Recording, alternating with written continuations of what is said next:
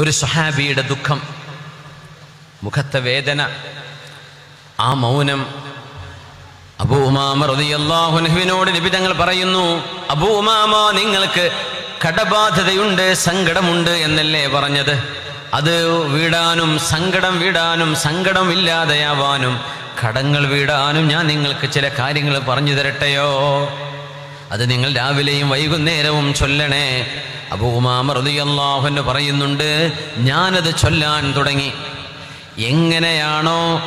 എങ്ങനെയാണാവോ എൻ്റെ കടങ്ങൾ വീടുക എന്ന് ഞാൻ വിചാരിച്ചു വെച്ച മല പോലെ വരുന്ന എൻ്റെ കടങ്ങൾ ഞാൻ അറിയാതെ അല്ലാഹു എനിക്ക് വീട്ടിത്തന്നു എന്ന് അബൂ ഉമാമ റളിയല്ലാഹു അൻഹു പറയണേ. അബൂ ഉമാമ, അല്ലാഹുമ്മ ഇന്നി അഊദു ബിക മിനൽ ഹമ്മി വൽ ഹസൻ വഅഊദു ബിക മിനൽ അജ്സി വൽ കസൽ വഅഊദു ബിക മിനൽ ജുബ്നി വൽ ബുഖൽ വഅഊദു ബിക മിൻ ഗലബത്തിദ് ദൈനി വഖഹ്രിർ റിജാൽ.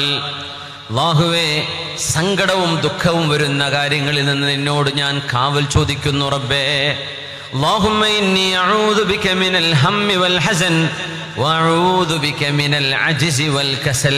പടച്ചവനെ, മടിയും അലസതയും അശക്തതയും വന്നു പോകുന്നതിൽ നിന്ന് കാവൽ നൽകണമേ. വഅഊദു ബിക മിനൽ ജുബ്നി വൽ ബുഖൽ. അല്ലാഹുവേ, ഭീരുത്വവും പിശുക്കും ഞങ്ങൾക്ക് തരരുതേ റബ്ബേ.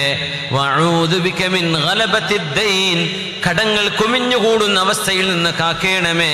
വഖഹ്രിർ റിജാൽ. കടം കൂടിയാൽ ആളുകൾ വന്ന് ആക്രമിക്കുന്ന അവസ്ഥയിൽ നിന്നും അല്ലാഹുവേ കാവൽ നൽകണമേ. സ്വഹാബത്തിന്റെ ദുഃഖങ്ങൾ ഹബീബുണ്ട്, അവരുടെ സന്തോഷങ്ങളിൽ ഹബീബുണ്ട് സല്ലല്ലാഹു അലൈഹി വസല്ലം.